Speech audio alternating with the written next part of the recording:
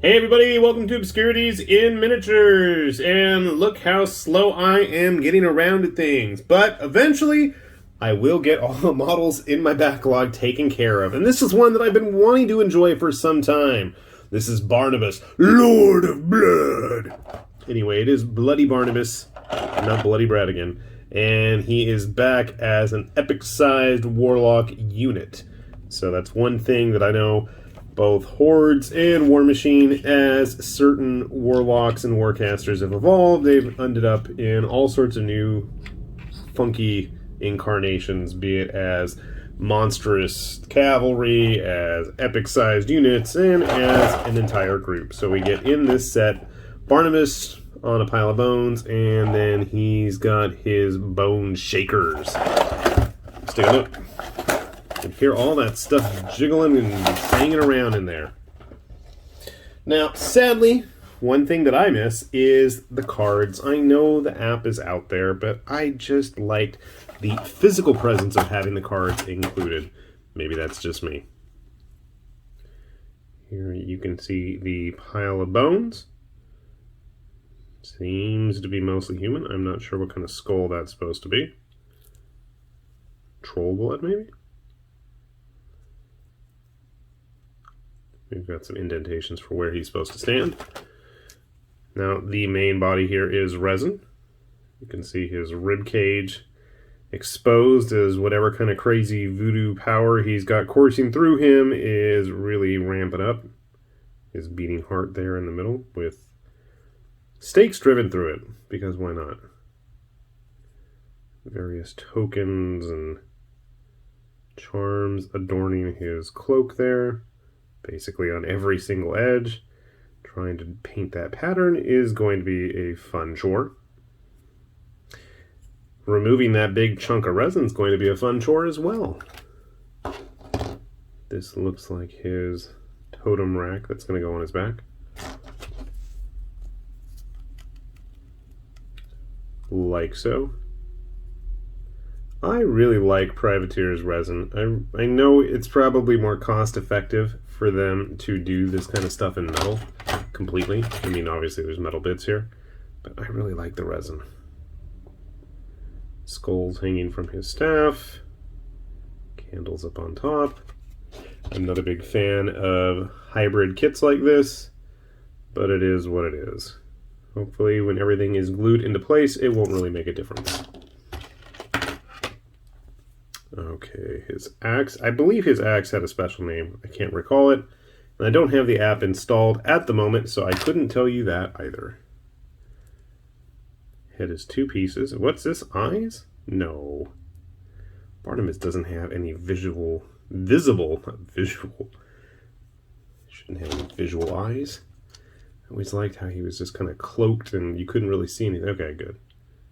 Sort of, kind of there, something like that. And we can't forget his tail. I'm not sure how I'm going to paint him.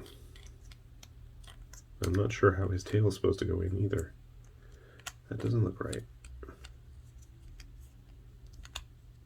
Sort of, kind of like that, sticking out. Okay. So that's Barnabas and all his pieces with a 50mm base. Definitely going to have some presence with that scenic piece that he's perched on top of. Quite a few bits there. More so than what I can remember from the original release. And I did notice that it looks like they're teasing a young, inexperienced, fresh Barnabas as part of the celebration of this year's stuff. Here are the bone shakers. And unfortunately, this is one thing. Oh, no. Okay. Maybe they're all the same. Yeah. I know it's easier to cut corners and just reproduce the same molds, but I'm not a big fan. Usually it's like we get 2 repeats and 1 original sculpt, but nope, they're all 3 the same. I guess it doesn't really make a huge difference. I have no idea how they're supposed to play, since I don't have the cards, and I haven't actually played War Machine proper in a long, long time. But I am a sucker for Privateer's models. I really do dig them, and absolutely this stuff's going to find a home one way or the other in some sort of game. So Barnabas should be happy. He will definitely get some action. And probably his little bone shakers as well. Can always use some kind of strange undead construct, right? So, that is all of our constituent parts for Barnabas, Lord of Blood. And we're going to get him all put together, and we'll see how he turns out. So hang around, sit tight, and we'll see those results in just a sec. Okay, I got Barnabas all set to go here for the most part, except I did realize that there is a bunch of resin contact stuff, gate scarring, left over on top of his head that I missed, so we're going to have to go back and fix that after I primed it, but oh well. So with his little base here, Barnabas becomes quite the epic model, and once he's been primed and you don't have the distraction of the resin and metal mixing and clashing together, which I can't stand, he is quite the looker. I think he's going to be a fun one to paint, just with all the little ornamental bones all over him, the lack of actual eyes, which I always appreciated, the bones, like I said, just everywhere, the big axe, the exposed heart, for as black it is, impure as it is, which it should be. It's going to be a fun one to paint. His little minion guys, a fun little bonus. I don't have a whole lot of use for them. I can't see myself going back and wanting to run a Blackwater Force. Was it Blackwater? Something like the Blackwater Congregation or something. I can't remember what the official title of the Gator Minions Army faction was. So, yeah, it's been a while. But I gotta say, I love Privateer stuff. And with the announcement of the Year Zero version of Barnabas, I'm looking forward to that. I'm probably going to paint him up kind of similarly to Captain Crawtooth here, who wishes he can be as epic. And he's a big dude. I mean, Barnabas is almost as big as the Butcher. Not as big as his belly, mind you, but it's a good-sized dude. Where's Bradigan? You're always around, Bradigan. There you are. Looking for some action. So, yeah.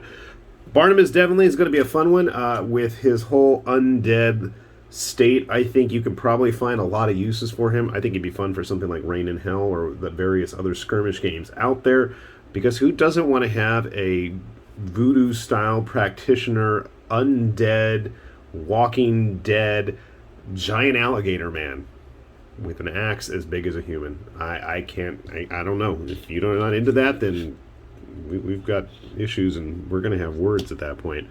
So, cool little model, fun little sculpt, if you want to call it little, but it's not that little. Nice that we have the minions incorporated with him that he can pull up on the table. Definitely something within my realm of interests, and hopefully we will get him painted up in the near future.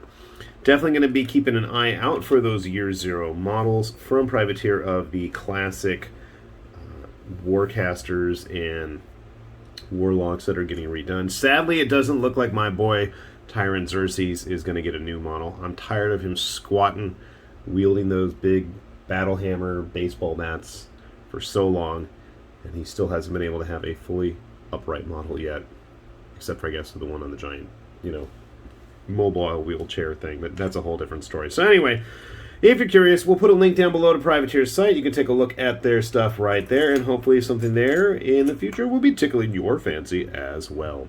With that said, this has been High Lord Tamberlane with Obscurities and Miniatures, saying thanks for watching, and we will see you back here soon. Bye-bye.